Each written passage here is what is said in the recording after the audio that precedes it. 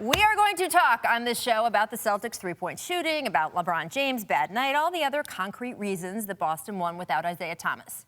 But let's be honest, all of it really comes back to one thing: focus. What you saw in Game 3 was supreme focus from the Celtics for the 48 minutes. And yeah, that means even early in the game when they were getting blown out. At halftime, Brad Stevens told TNT's David Aldridge that first half was the best half his team had played all series. And he was right. Even losing, the Celtics were locked in, and they stayed relentless right up until the game's final minute. It's amazing when you go back and look at the tape. In the final 55 seconds, Brad drew up 3 different plays out of timeouts. Each demanded precision execution, and each time the Celtics delivered, scoring 7 points, including the game winner. So what about Cleveland? Well, focus has been an issue for them off and on all season. 10 times they've lost games where they had double-digit leads. A lot of games. 10 times. Remember that weekend in early April when Cleveland played a home-and-home against the Hawks? In the first game, Atlanta rested all 5 of its starters, all 5, and the Cavaliers let down their guards so deeply they got blown out. So in the second game, Cleveland came to play, going up by as much as 26 until, again, they began coasting, losing focus, and losing that game too. At the time, there was a lot of talk that Cleveland was just bored and, hey, wait until the playoffs. And to the Cavaliers' credit, they were an entirely different team in the first 10 games of the postseason. But bad habits, they don't tend to go away. They just lie dormant. And smart opponents know that. Here's what Brad Stevens told his players on the sideline last night. If we play harder than them, they will let us back in this. That is a damning opinion to have of the defending champions.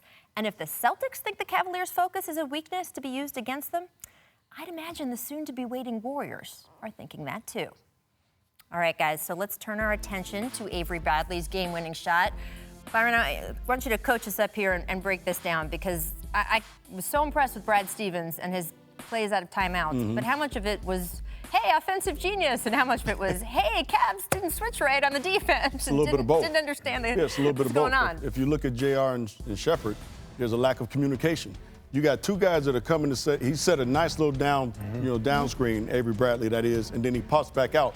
But lack of communication. 2 guys go with 1, and that was the biggest problem with it. So it was a great play, but on the defensive end, those 2 guys are the same size. Yeah. You never let that happen. You got to switch that. Just come together, switch out. You take him going, you take the curl guy, and he doesn't get that wide open look. And I mean, he had a time to catch it. He almost could have spent that sucker and then shot LeBron. He was that wide open. He pretty much had a lot of time, and like Byron said, it was a lack of communication. But this pretty much what was happening throughout this whole game for the Cavaliers. They just weren't focused, as you said, tonight. And Boston executed 3 big plays down the stretch, which was the difference in the game. So, Coach, we always talk about in the game situation. What do we do?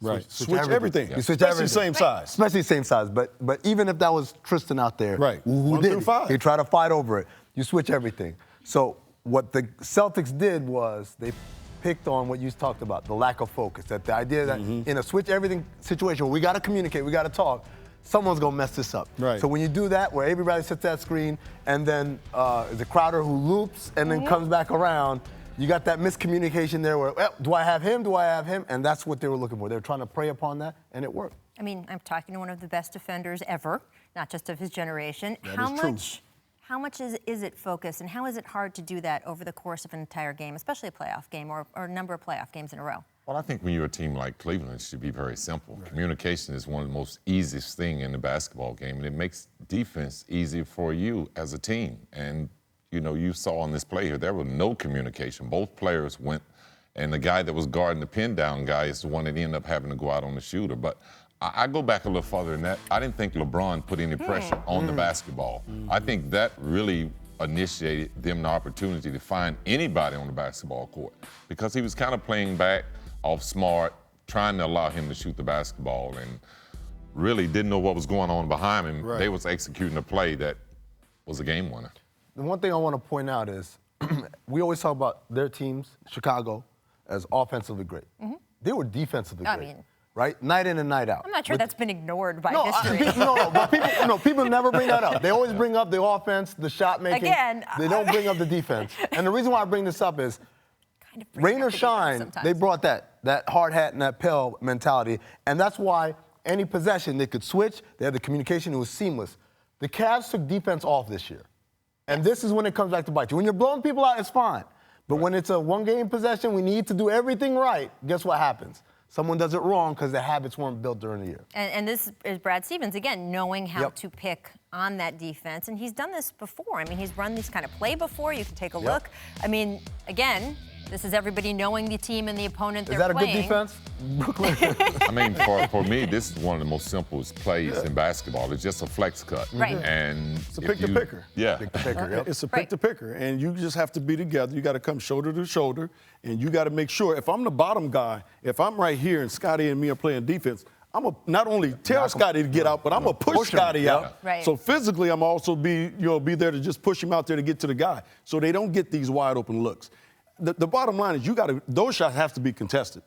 If he makes it, okay. But that, lack of communication on the Cavs part, that cost you games. Right. By the way, I should have pointed out also. We did play defense too. Y'all was great at it. We played some defense too. I'm just saying. According to you, no one knew the Lakers were good at defense. No one knew the Showtime. Bulls were good at Showtime. No one ever talks about play some Showtime defense now. They talk about Showtime. You cannot win multiple championships without playing good defense. Can we just accept that as a given?